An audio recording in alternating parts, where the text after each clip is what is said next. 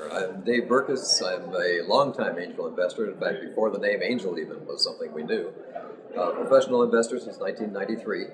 I have 88 investments, 144 rounds. I've got an IRR of 97% going back to 1981, or 25% if I take out the one big deal, 25% going back to 1993. That's pretty impressive. 3 IPOs this last year alone, and had 4 deals making 90% of all the money I've ever made. So I guess that's really the bottom line for all of this. It sounds like a pretty typical spread, except for how well you've done. That's the atypical part. Right. So how do you know a great entrepreneur when you see one? You know, that's more subjective than it is objective. You can ask a lot of good questions. What you really have to look for is, first of all, the passion, second, the coachability. We've heard that so many times now, it's almost trite. But I have had experiences with those that made all the right gestures and said all the right words and then turned out in the end to be somebody not to follow the advice that we all knew to be correct. So it really is probing questions that get you down to the point of really believing those two things are true. Sort of like when a Supreme Court justice drifts over the course of their lifetime appointment. There's some truth in that. So what kinds of investment situations do you steer away from? I personally like deals that are software-based because we can scale them faster. I don't like retail in any way because of inventory. And I don't like any kind of content because content is so amorphous and so risky. I come from the record business going way back to my start. And in the record business, we knew going in that 2% of all of the deals that we funded would break even. We knew that in the beginning. Yeah. So I don't like to be in that business for that reason. What was your biggest surprise ever as an investor? Biggest surprise? There have been a bunch of them, but I guess 2 of them might come right to mind. One of them is an entrepreneur asked me to help raise money, and we did, for a great business that had 1 million visitors. And that 1 million visitors led to about $6 million in about 5 rounds of angel money, which followed or preceded another $27 million, $26 million from venture capitalists.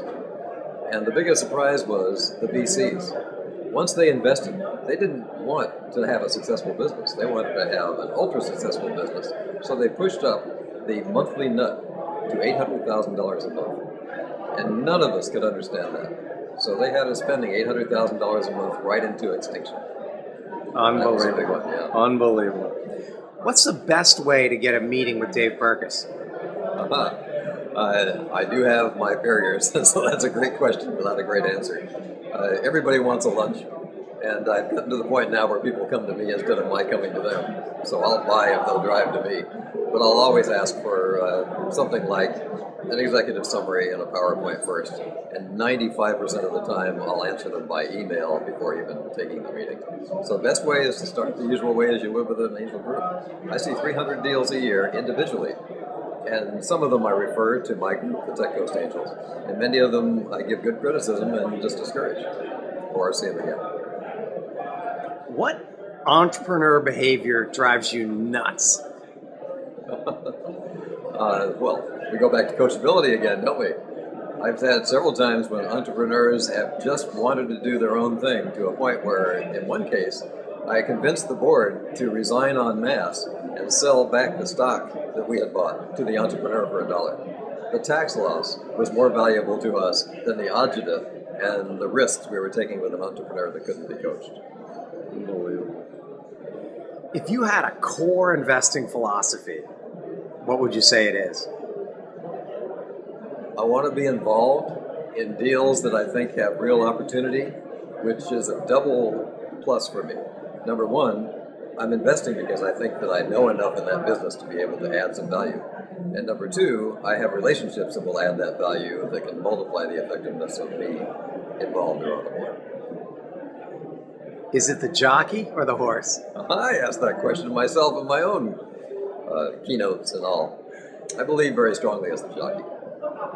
You can change the horse, and in fact we do. We change the horse in almost every single deal we see, and some of the greatest examples led to some of the biggest profits after the horse was modified, not necessarily changed out. Yeah. And so I believe the jockey is. I agree with you on that. If you could give entrepreneurs one piece of advice, and I know you do this in your blog day in and day out, but if there's one piece of advice you could broadcast out to the entrepreneurial world right now, what would it be? Well, let's keep the theme of this whole conversation: be flexible, be coachable. They are the two things that absolutely mean more than anything else, because we know the entrepreneur is bringing passion and vision. Otherwise, we wouldn't have gotten engaged. But flexibility and coachability is how that vision gets grown, or how the flexibility allows the entrepreneur to make changes when we know are going to happen. So flexibility and coachability. Thank you very much, Dave. Any closing thoughts? No, that's a good one. Thanks a lot. All right.